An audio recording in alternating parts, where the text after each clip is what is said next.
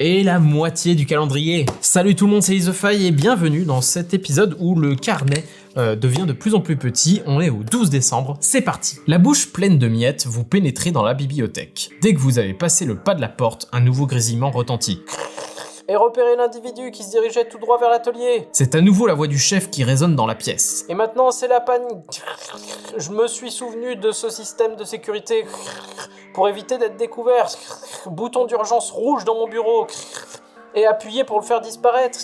Mais ensuite ça... La voix effarée de votre chef se coupe net. Ensuite quoi ? Criez-vous désespéré. Vous essayez alors de résumer la situation. Un inconnu est sur le point de découvrir, ou pire, a découvert l'atelier, tandis que parallèlement, un tremblement de terre suivi d'une tempête a mis toute l'activité de l'atelier en pause. Tout est plongé dans un silence surnaturel, et le système de sécurité et son bouton rouge d'urgence ne semblent pas avoir eu les effets escomptés. Bon, comment aider le Père Noël dans tout ça ? Autour de vous, il n'y a que des livres, mais il doit bien y avoir un indice quelque part. Ouvrez à présent la porte de la case 12, vous y trouverez les cartes énigmes L1 et L2. La case 12 qu'on a trouvée donc ici, c'est parti. Nous avons effectivement deux cartes L1 et L2 avec plein de textes sur ces cartes. On va regarder d'abord ce qu'il y a à l'intérieur. Toujours un petit élément ici, dont une échelle. On a des chiffres écrits en couleur, tout en haut là, avec une petite chambre, une pièce, une bibliothèque, je ne sais pas, il y a plein de livres autour avec un petit doudou au fond qui est trop mignon. En bas, un tapis, en haut, rien du tout. Mais en tout cas, il y a ces chiffres qui sont très importants. On a 3, 1, 1, 4, et en plus, il y a une flèche là.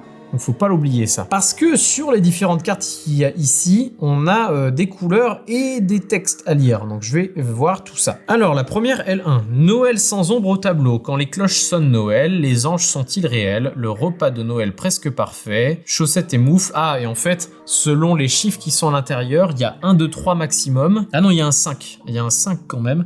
Et c'est selon l'ordre dans lequel il faut lire les différents livres, je suppose. Donc le premier, c'est le tout petit. Cadeau. Lesquels, combien et pour qui? Ensuite, si je suis ce qui est écrit dans la case. Et si vous fêtiez différemment cette année? Chaussettes et moufles, les bases du tricot. L'affaire du livre d'or a disparu. Ouais, non, ça correspond pas bien, hein. À moins qu'il y ait des livres placés ailleurs dans le calendrier. 3, 1, 1, 4, 1, 3, 3, 3... 1, 5. En fait, c'est forcément un rapport avec ces petites cartes, mais le problème, c'est plus...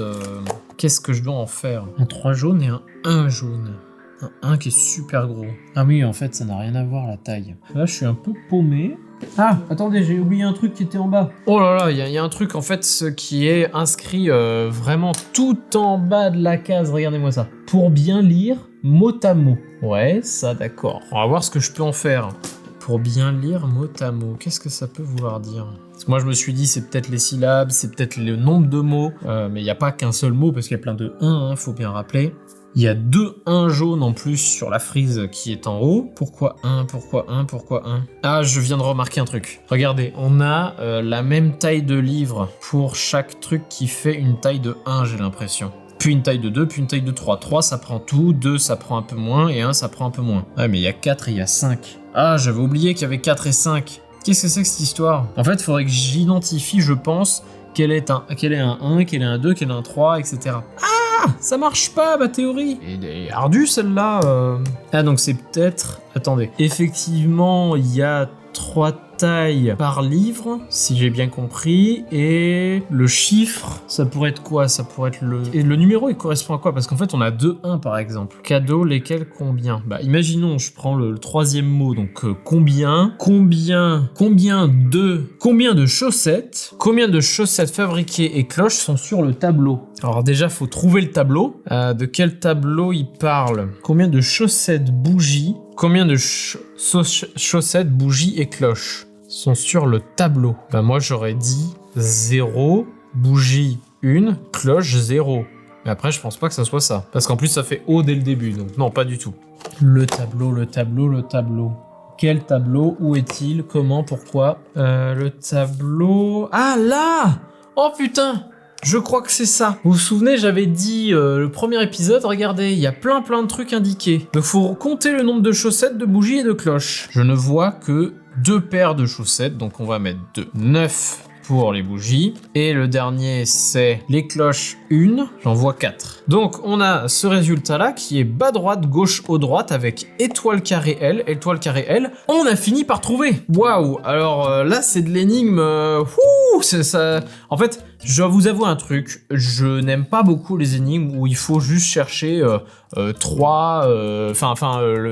Il y a un chiffre et du coup ça indique le numéro sur le truc. Ça me perd complètement. C'est l'énigme sur laquelle j'ai pour le moment passé le plus de temps. Et donc le 13 sera ici, sachant que le 13, demain, eh bien, c'est mon anniversaire. J'espère que cet épisode vous aura plu malgré tout, qu'il vous aura aidé dans votre recherche si jamais vous faites le calendrier en même temps que moi. Je n'ai plus qu'à vous dire à demain, et puis d'ici là, moi je vous dis, salut!